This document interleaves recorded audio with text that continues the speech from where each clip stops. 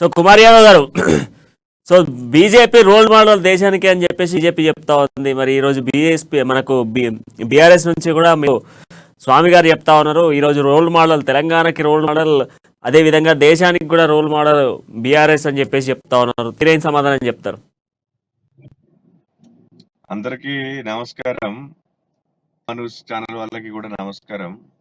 వాస్తవానికి మిత్రుడు చెప్పినట్టుగా బీఆర్ఎస్ పార్టీ దేశానికి రోల్ మోడల్ కాదు, ప్రపంచానికి రోల్ మోడల్.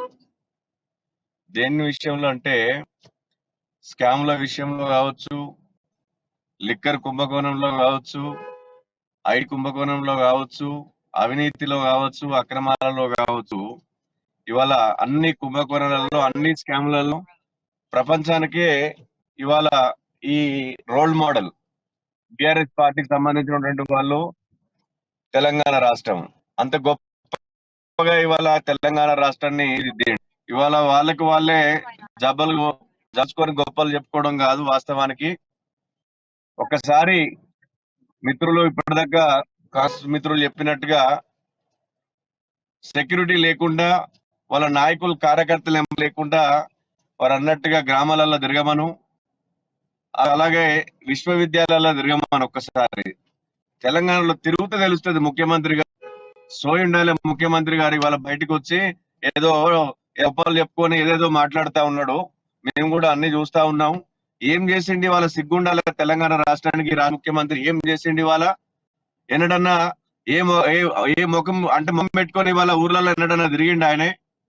ఏ ఒక్క రోజన్నా ప్రజల వద్దకు పోయి ఆయన ఎప్పుడన్నా పాలన చేసిండా?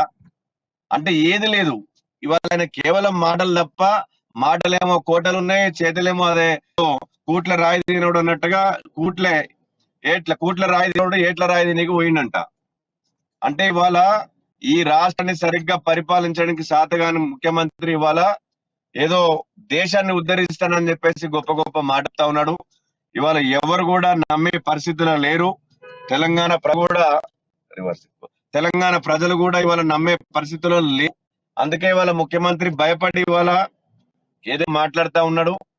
ఇవాళ వాళ్ళు అన్నట్టుగా తెలంగాణ రాష్ట్రం ఉన్నటువంటి ఏదైతే రైతులను చెరువు కట్టల మీద తీసుకొచ్చేసి ఏదో భోజనం అన్నాడో, అదే రైతులు ఇవాళ తెలంగాణ రాష్ట్రంలో ఉన్నటువంటి రైతులందరూ కూడా ఇవాళ ఎన్ని ఇబ్బందులలో ఉన్నారో, ఇవాళ కనీస మద్దతు ధర లేకుండా, ఇవాళ పంట నష్టపరిహారం లేక ఇవాళ రైతులు తీవ్ర ఆందోళనమైనటువంటి పరిస్థితులలో ఉన్నారు.